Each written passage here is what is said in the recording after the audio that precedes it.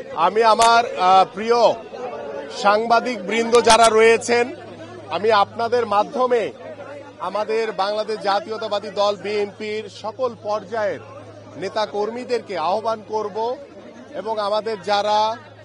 আমাদের এই প্রিয় নেত্রীর প্রতি যাদের ভালোবাসা রয়েছে, তার প্রতি যে মমতা রয়েছে, সেই আবেগটি আপনারা ধরে রেখে আপনারা নিজ নিজ ঘরে থেকে আমাদের প্রিয় নেত্রীর জন্য দোয়া করবেন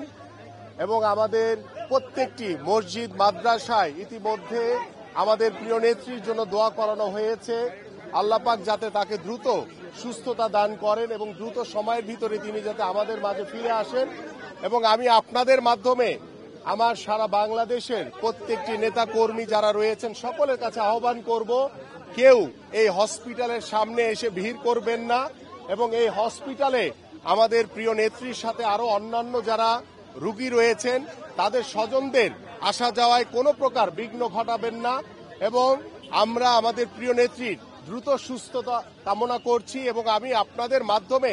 সারা বাংলাদেশের প্রত্যেকটি নেতা কর্মী, প্রত্যেকটি সাধারণ মানুষ সকলের কাছে আমাদের প্রিয় নেত্রী দেশনেত্রী বেগম খালেদা জিয়ার জন্য আমরা দোয়া চাই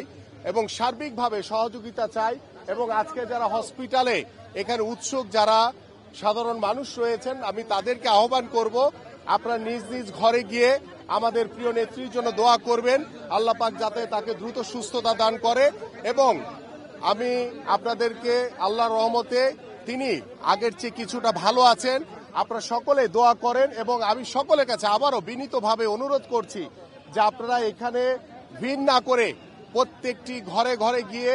আপনারা নিজ নিজ ঘরে গিয়ে আমাদের প্রিয় নেত্রী দেশনেত্রী বেগম খালেদা জিয়ার জন্য দোয়া করেন, তিনি যাতে সুস্থ হয়ে দ্রুত আমাদের মাঝে আবার ফিরে আসেন।